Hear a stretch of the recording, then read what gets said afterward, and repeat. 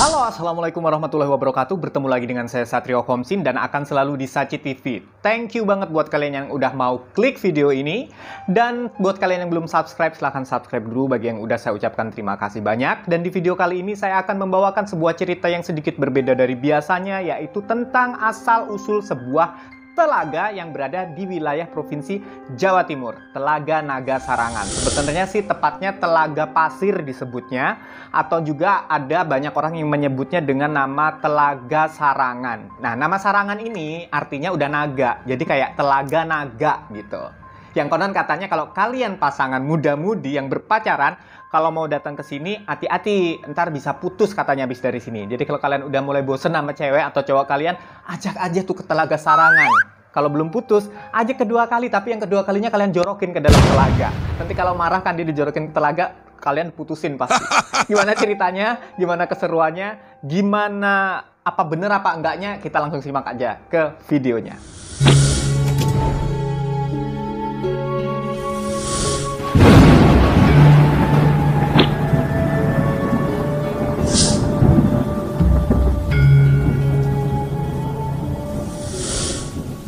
Telaga Sarangan adalah nama sebuah telaga atau objek wisata di daerah Jawa Timur, tepatnya di Kabupaten Magetan, Jawa Timur, dengan luas 30 hektar dengan kedalaman 28 meter. Jadi dalam banget.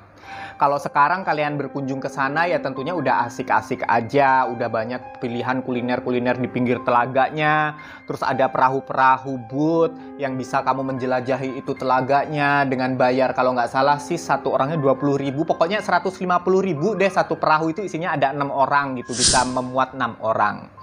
Nah, uniknya adalah di tengah telaga ini ada sebuah pulau yang dikeramatkan, yang dipercaya pulau tersebut adalah tempat bersemayamnya roh dari Kiai Pasir dan Nyai Pasir. Tahan dulu, siapa itu Kiai Pasir dan Nyai Pasir? Kita akan langsung masuk ke kisahnya siapa itu Kiai Pasir dan Nyai Pasir.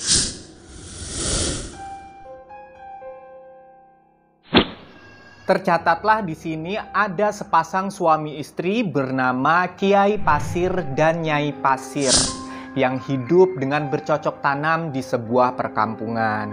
Daerah sekelilingnya tuh masih hutan dan mereka biasanya membuka ladang di sana. Mereka udah nikah lama tapi nggak dikaruniai putra atau putri. Mereka tuh pengen banget punya anak. Nah, akhirnya Kiai Pasir dan Nyai Pasir melakukan semedi dan memohon kepada Tuhan Yang Maha Esa untuk mendapatkan anak. Akhirnya semedinya pun diterimalah. Mereka berdua, Kiai Pasir dan Nyai Pasir ini dikaruniai seorang putra bernama Joko Lelung. Nah, udah nah kan, alhamdulillah dikasih keturunan Joko Lelung. Habis gitu, Kiai Pasir dan Nyai Pasir ini kan hidupnya tuh dari bercocok tanam, dari berladang. Dan jangan kalian pikirkan kalau ladangnya tuh udah ada ladang gitu, enggak, berupa hutan masih dulu, kemudian harus dibabat dulu. Pohon-pohon gedenya tuh harus ditumbangkan dulu, ditebang dulu, baru dijadikan lahan kan. Kalau zaman dulu kan gitu kan. Nanti lama-lama jadi kampung, jadi desa besar, jadi kota besar kan kayak gitu kan. Nah, karena pekerjaannya itu dinilai mereka rasa itu berat, mereka pun bersemedi lagi untuk mendapatkan kekuatan dan juga kesehatan supaya fisiknya itu kuat gitu untuk menjalankan semua pekerjaannya itu. Nah, singkat kata, Kiai Pasir dan Nyai Pasir pun bersemedi lagi untuk mendapatkan kesehatan, umur yang panjang dan juga kekuatan untuk menjalankan aktivitas sehari-harinya kan. Dan dia pun, mereka berdua mendapatkan wangsit lagi. Bahwa keinginannya untuk mendapatkan umur yang panjang, kekuatan dan juga kesehatan itu akan tercapai jika mereka bisa menemukan sebuah telur raksasa yang berada di sekitar kebunnya dan kemudian mereka harus memakannya. Suatu hari Kiai Pasir berpamitan kepada istrinya untuk membuka ladang baru di tengah hutan. Kiai Pasir berjalan, kemudian dia menemukan sebuah pohon yang besar banget untuk ditebang. Kiai Pasir memutuskan untuk menebang pohon tersebut dan membawa batang pohonnya itu pulang untuk dijadikan tiang rumahnya gitu, tiang rumah mereka gitu kan. Nah, pada waktu ditumbangkan itu pohon, tiba-tiba di bagian akarnya itu Kiai Pasir tuh menemukan ada telur yang ukurannya itu gak kayak telur ayam hutan, tapi kayak lebih besar gitu, kayak telur apa ya ini ya, dia juga baru tahu kan. Nah, mengingat wangsit yang dia terima waktu semedi, akhirnya dengan senang hati dia bawa pulang, terus dia minta istrinya, Nyai Pasir, untuk merebus telur tersebut. Kemudian mereka langsung makan berdua dengan harapan untuk mendapatkan umur yang panjang, kekuatan, serta juga kesehatan untuk melaksanakan tugas mereka, pekerjaan mereka sehari-hari gitu lah. Sampainya di rumah, Kiai Pasir semangat sekali tuh bilang, Ibu, aku dapat telur yang itu yang kita semedi, kita dapat pangsit, aku dapat telurnya gitu. Cepet buruan direbus, kita makan nih, kita bakal panjang umur, kita bakal kuat, kita bakal sehat, kita bakal pokoknya bisa kerja sampai tua, panjang umur deh nemenin anak kita gitu kan ya. Akhirnya Nyai Pasir pun melaksanakan apa yang diperintahkan oleh suaminya, si Kiai Pasir. Sama Nyai Pasir, telur tersebut direbus. Setelah itu langsung mereka bagi dua tuh, mereka makan masing-masing, Kiai Pasir setengah, Nyai Pasir setengah. Nah, setelah makan telur tersebut, Kiai Pasir pun berpamitan lagi untuk melanjutkan pekerjaannya membuka ladang di tengah hutan kan. Nah, dia jalanlah ke tengah hutan lagi. Tapi di tengah perjalanan tiba-tiba Kiai Pasir merasakan kok kulitnya gatal. Terus kok digaruk makin parah, makin ke belakang-belakang. Dia langsung garuk semua kan, bagian badannya, bagian belakang, punggung. Karena susah, dia langsung guling-guling gitu di tanah kan. Di situ ngeguling-guling. Makin dia ngeguling-guling, makin digaruk, makin gatel dan gak terasa. Ternyata di bagian punggungnya tuh udah keluar sisik dan lambat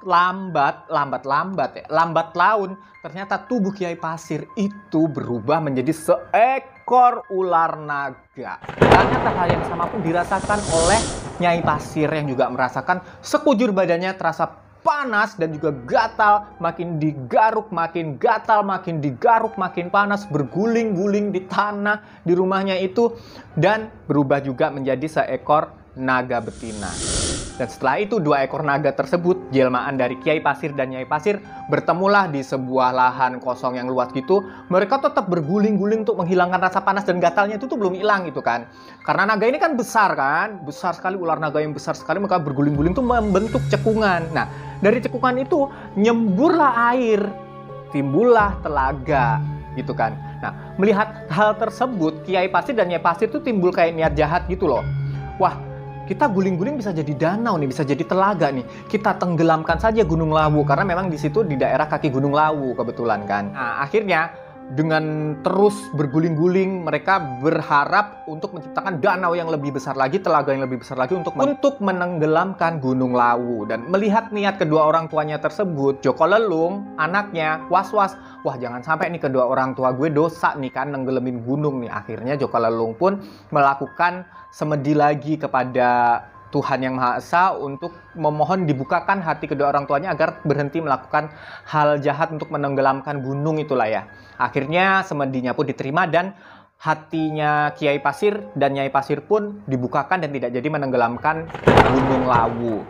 Tetapi akhirnya keduanya, naga jelmaannya Kiai Pasir dan Nyai Pasir itu bersemayam di sebuah pulau yang berada di tengah telaga. Nah, telaga itu makanya disebut dengan Telaga Sarangan alias Telaga Naga.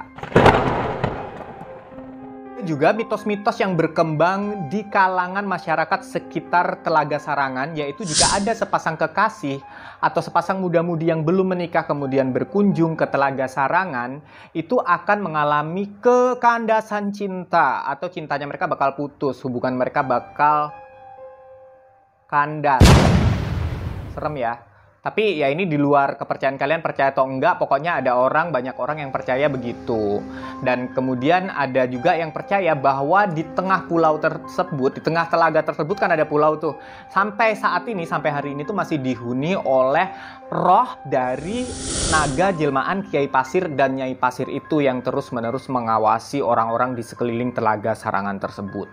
Banyak juga nih kecelakaan lalu lintas yang dihubungkan dengan sepasang naga jantan dan betina jelmaan Kiai Pasir dan Nyai Pasir tersebut yang dinilai naga perkasa. Dan untuk menghormati mereka ini, roh sepasang naga ini, dibangunlah patung naga raksasa yang kemudian sekarang banyak dijadikan spot foto. Pemerintah Kabupaten Magetan sampai hari ini memfasilitasi sebuah ritual di mana setiap hari Jumat Pon di bulan Ramadan selalu diadakan upacara larung tumpeng untuk menghormati roh penunggu Telaga Sarangan, yaitu perwujudan dari Kiai Pasir dan Nyai Pasir tersebut. Tetapi di luar hal-hal mistis yang seharusnya sudah tidak dipercaya lagi di tengah kita umat beragama yang seperti sekarang ini, tetapi hal tersebut menjadi daya tarik wisata yang menjadikan Telaga Sarangan itu selalu ramai dengan kunjungan-kunjungan wisata, walaupun dari dalam Kabupaten Magetan ataupun dari luar Kabupaten Magetan, bahkan dari luar Provinsi Jawa Timur banyak sekali yang berkunjung ke sana. Kita ambil baiknya aja ya.